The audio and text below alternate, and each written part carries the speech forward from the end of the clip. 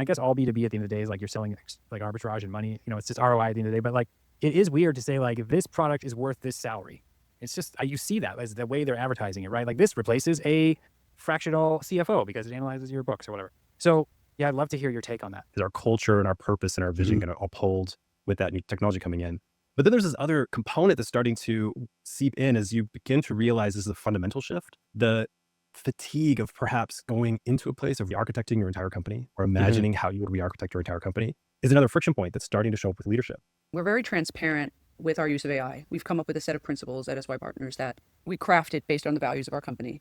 We crafted with the company and sat in, and we went deeply into use case design in everyday use cases with all different areas of our company, the consulting side as well as our internal partners.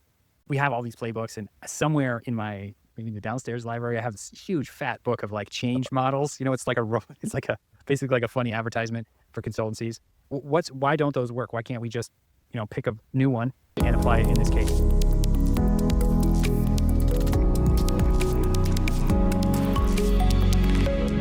Kendra, Anthony, welcome to Growth Story. So today we have a special episode where we have two guests from SY Partners, a transformation consultancy that you guys have been helping companies navigate disruption for like 30 years now. So we have Kendra and Anthony. So for Kendra, let's start with you. Can you tell me a little bit about your background and what you're focused on before we dive into our topics for the day? Absolutely. You actually stole my intro. Oh, no. SY Partners says 30 years of disruption. I'm like, what do I say now? Well, on a personal note, I've been with SY Partners for almost 10 years. My background is deeply steeped in technology and product design all the way from the early days of the internet. So I think I've personally seen a good amount of disruption in my own career with the internet, with product, with, just technology, the iPhone. So special time in history for me, at least right now, because I feel like this is a little bit more unprecedented personally. So, right now. Yeah. Yeah. And Anthony, how about you? What's your role and what drew you into this kind of transformation work? So I also have been with SY Partners for 10 years. I just hit my 10-year mark recently. It's pretty crazy. Amazing. My role tends to be more on the internal side of the operations for the firm. So I oversee between our enterprise technology team and part of our operations group, all the things that make the organization run and hum that nobody really wants to deal with every day, but they're really important aspects of that. And so I wasn't dirty work. necessarily at the hidden work. I recently, I guess in the past couple of years, started to partner with Kendra more as generative AI started to emerge onto the scene, and it has transformed my role. And I'm primarily now am focused on modernizing the firm through the use of generative AI. So I've completely transitioned a bit from solely being only in-house operations into focused on now how do we infuse Gen AI across the firm. Okay, great. So let's start with some of that transformation work. I think the last time we chatted informally, you were talking about how companies are really stuck in survival mode rather than thinking about how to grow with AI. So like, what are you seeing right now that's making leaders so anxious? It's a great question.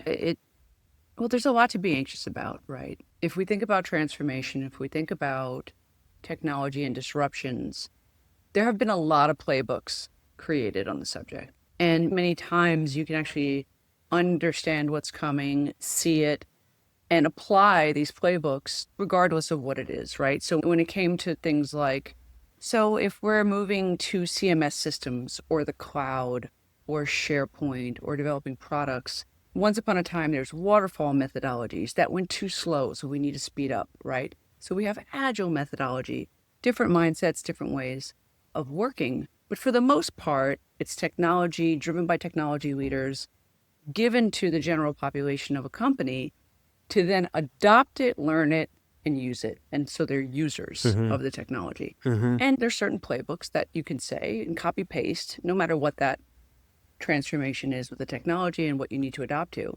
With AI, we're saying this is probabilistic technology. Capital A, capital I has been around for a very long time. Let's not obviously dismiss that.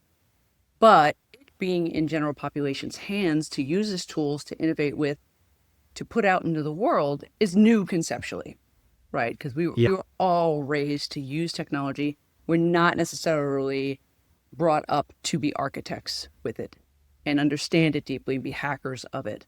So there is a lot to consider when you think about those new mindsets and this technology and the rate in which it's changing and adoption and the fear and the emotions that are tied into it. And if you're a leader right now, I have great empathy because there's a lot of potential change to how your teams So are. why you mentioned, we have all these playbooks, and somewhere in maybe in the downstairs library, I have this huge fat book of like change models. It's like it's like basically like a funny advertisement for consultancies. Why don't those work? Why can't we just, pick a new one and apply it in this case? Because you're probably going to come up with frictions that end up slowing you down or tripping you up. So, I mean, Anthony, jump in, but I can probably come up with a few examples of what that might look like, right? So if you're looking to roll out quickly the technology to your people, you give everybody access to Copilot, you give everybody access to OpenAI and ChatGPT, and you're like, go forth and create, and no one's clicking the button. They were trained, they were given the tools, but they're not using them. Why? There might be a few reasons why, right? Are they clear about why you're using them? Have they been given guidelines to usage that won't get the company in trouble? Guardrails and guidelines on how it should be used. So that's one example of if you implement it, they will come mentality that might not actually work in this moment. I think what we're finding as you release this technology to your workforce, and it's usually a mass adoption, you send it all out, everybody gets Copilot all of a sudden. There's another element that's kind of an undercurrent that we're seeing, which is the human emotional response to the technology. Old playbooks, you give everybody a new expense platform. People are not going to have an existential crisis moment thinking about that taking their job away from them, or that the input of that now piece. And this it elicits a different kind of response. And so you have this emotional component. You have a lot of hype too out there saying, hey, this is going to modernize the whole firm. You'll be able to replace your entire call center or whatever. And where there's these big swings. So from a leadership perspective, you're thinking about, how do we catch everybody? Is that even a thing we need to design for, right? Is our culture and our purpose and our vision going to uphold with that new technology coming in? But then there's this other component that's starting to seep in as you begin to realize this is a fundamental shift. The fatigue of perhaps going into a place of re-architecting your entire company, or imagining how you would re-architect your entire company, is another friction point that's starting to show up with leadership. Be like, wow, this is a much, much bigger endeavor than we ever imagined. And I think that's one of the big differences that are happening. And just to use your example, if we're talking about, I don't know why Expensify comes to mind, or something like scanning your receipts into SAP or whatever, that doesn't mean you have to redo the whole drawing of how you get work done, So I do understand that point. One thing that what you said reminded me of, I just saw this the other day. There was a YouTube short, like a popular programming YouTuber, talking about how guilty you should feel depending on what you're using AI for. And so it's obviously something in the general like discussion that some people think it's like net bad. Like every time you hit enter on ChatGPT, you're doing harm to the world. And you don't see that with a new, procurement platform, right? It's an interesting reaction that we find. So people that are deeply to a specific skill set, they've honed their career on that area, designer, for example, or musician. They seem to be okay using skills that they haven't honed with Gen AI. So we have some designers who will use the music app all day long, and they're not really in that same space. So the moment you start to bring in something that interrupts or causes them to consider their deep honed skill set, there's a different emotional response that begins to happen as they process through the technology. And we're seeing it with certain groups now more than other groups moving through. So there's another personal aspect to it. And then there's ethical weight, right? And I think you were hinting at it. And we get this question all the time. We're very transparent with our use of AI. We've come up with a set of principles at SY Partners that we crafted based on the values of our company.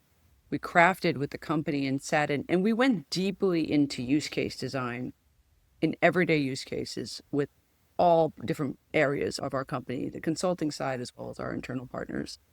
And in that, the questions around, am I allowed to do that? Even though we have a closed instance of ChatGPT, Is this going to go somewhere I don't intend it to? Is it going to do harm? Is it going to be used in a way that I'm not comfortable with? Am I going to be influenced away? Is it going to lie to me? Thinking about a machine lying to you is kind of a new fear. Let's face it. Yeah. I mean, we're used to things It's odd. breaking and being wrong. Yeah. But there's a Yeah. certain amount of Lying is mutual. a definite Cool. new one. Yeah. Right. Lying's a new one. Hallucinating. Don't you have to have consciousness to hallucinate? So it's a lot of scruples, even in cognitive load to say, and how do you remove some of that cognitive load so that people can freely experiment?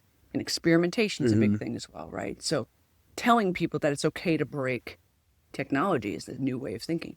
You're not supposed to break it, right?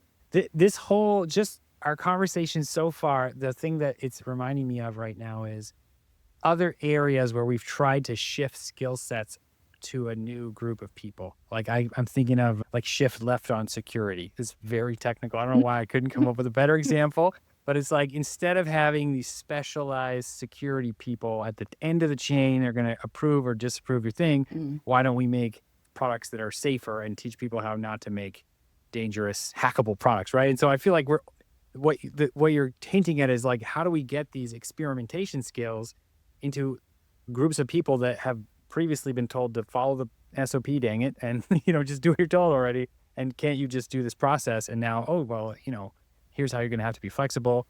Is that part of it? How do you see that? It's a huge part of it, and we have hypotheses that we're forming, and we've actually recently did a decent sized study speaking to over 100 C-suite leaders, and we've been speaking to leaders in the past few years on responsible tech and how to use this technology. And then we moved into AI and generative AI and adoption, and then we moved into agentic futures and using agents in everyday work. And we're holding a current hypothesis that, again, a lot of times a CEO will turn to a CTO and go, please implement this, bring us into the future of technology, and we think that table and the seats around the table and that discussion are getting a little bigger, where you have to bring the people team and the CHRO, because you're talking about not only skill sets, you're talking about mindsets and behaviors, fears, emotions, and what does it really mean to have everybody, like you just said, adopt, potentially relearn.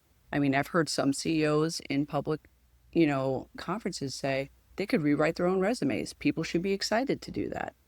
It's a very privileged thing to say. I mean, how many of us have gone through our lives rewriting our resumes because of a technology disruption? But there is opportunity for transformation, but there's some level we have to shepherd our people to see the opportunity to co-create with this new type of employee, which is potentially these agents, Yeah. Yeah, that makes sense. And that made me just associating here, that made me think of who actually like literally did that. That I know is programmers have this like resume driven project management, right? Like, there's a cool new tech. I want that on my resume. So that's what we're using. Those are the guys and gals that do that. But the rest of us often do not. Yeah. So, well, one of the things I wanted to ask you about are like, what are the concrete changes you're seeing in terms of like how to structure the business? Because if we can, like, there's these talking points I do hear from companies that sell AI, for example, such as, okay, we're not going to replace people. This is just augmenting staff, it's augmenting skills so everyone can take on more. So I hear that from, people, for example, I've heard that from people who are selling co-pilot solutions. And I hope that's true, that's very nice.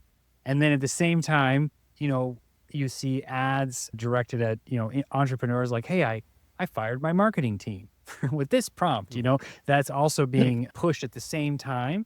And when I also look, just to expand it further, when I look at like how AI products are sold, it's the weirdest. I mean, I guess all B2B at the end of the day is like you're selling like arbitrage and money, it's just ROI at the end of the day. But like, it is weird to say like, this product is worth this salary.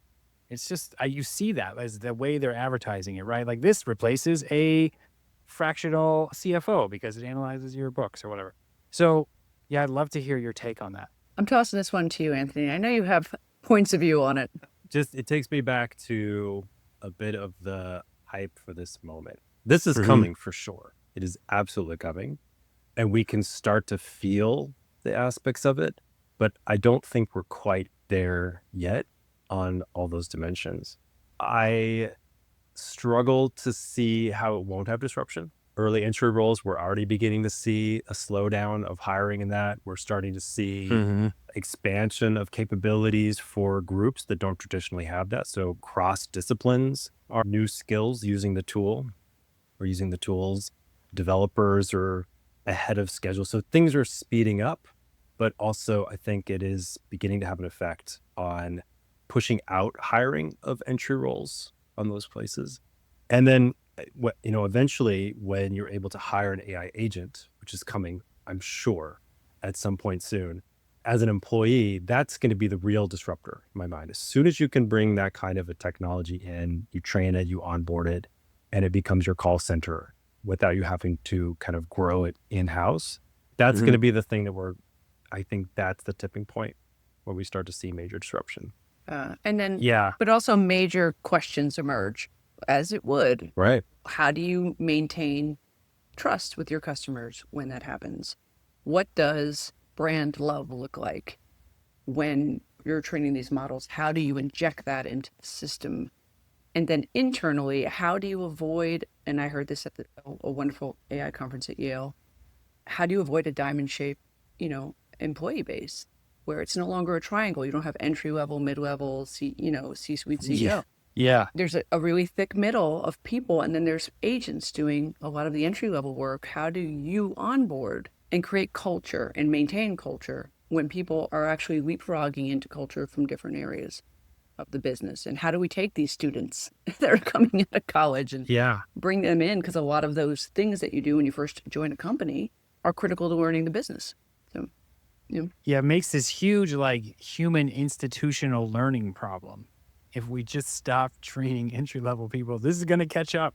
This is going to catch up to us. And I don't want to look back on it like we do with social media and say, well, I wish we saw that coming. We do. But back to the original statements we were making about there's a lot of shift and change. And if you're establishing a company and it's the big, large companies, I can't say I worry about because they do have the money to invest in the infrastructure to do so.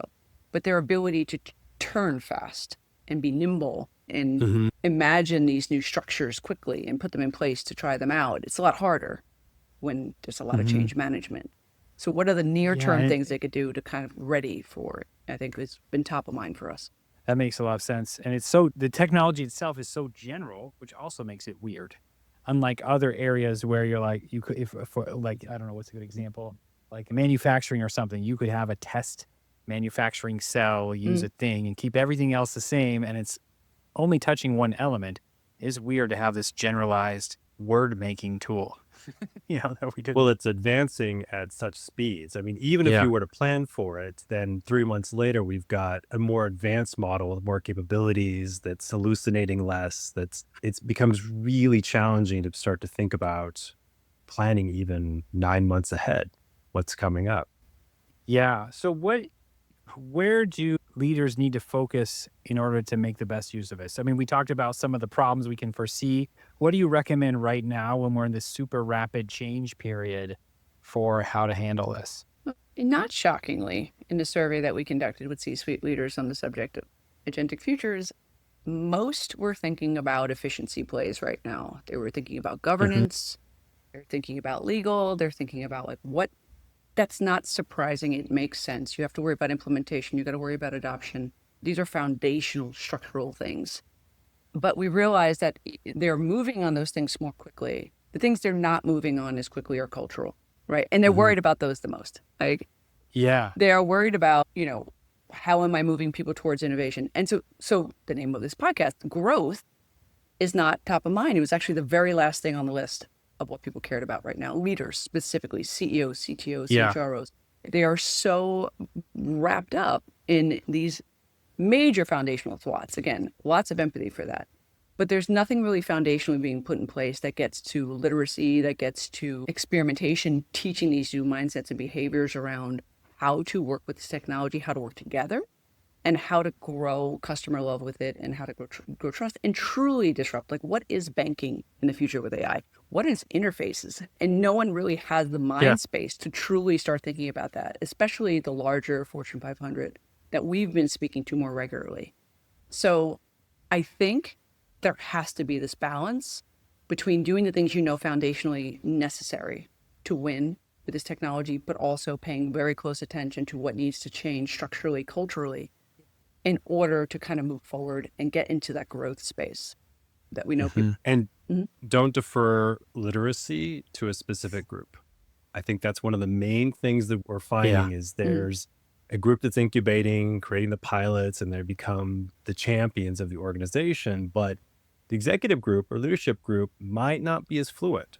And to really think about that growth one, which was the lowest portion, but when we really dig into that, we're starting to find that imagination, understanding, literacy at the C-suite level across all the different groups is lagging behind. And that's going to start dragging growth and the potential of imagining where does this go externally, but also how do you create that North Star internally to get all of your employees moving down the right path, but within your guidelines, attached to your culture, attached to your vision and your purpose, so that culturally you can absorb it, but then functionally you can increase the literacy and it's not deferred to a single group. That's such a good point. And that reminds me, because you mentioned agile, just a phrase comes to mind, agile phrase, which is go to the crime scene. Like you have to, you can't rely on reports, and you have to actually see how it works, especially when things are moving so fast. Right. But when with your own hands, yes. But we're seeing people throw a lot of spaghetti against the wall, another old agile term, right? Just get it out there, put it in people's hands. But then the responsible part of the technology comes into play. How are you checking on the models? How are you checking on what you're putting out in the world? You have to have friction in the system, still move quickly. Like nobody wants to go back to moving as slow as we did back in like 2002.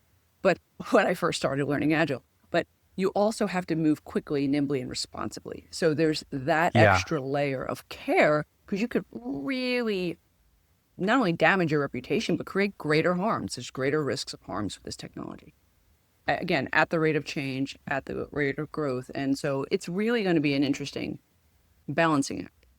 Yeah. Well, I thank you guys for this conversation. I absolutely loved it. And so if anyone sees this and they think they could use your help, where should they go? Who should get in touch with you? Hey, we're here to talk to everybody, but go to sypartners.com. You can find us on LinkedIn, Kendra, Cooke, and Anthony Quigley from SY Partners. We are doing a lot of convenings on the subject. We are in the work. We are helping leaders plan these strategies that we're talking about and navigate these waters as they emerge. And so, we're always here for it. C-suite level managers, anyone that's responsible or having to care or been given the ball, so to speak, in this area, I think is super interesting for us. Anthony? No, you covered it. Yeah. I love it. Thanks so much, guys. Wonderful talking to you. Thank you for having us. This is great. Likewise. Great.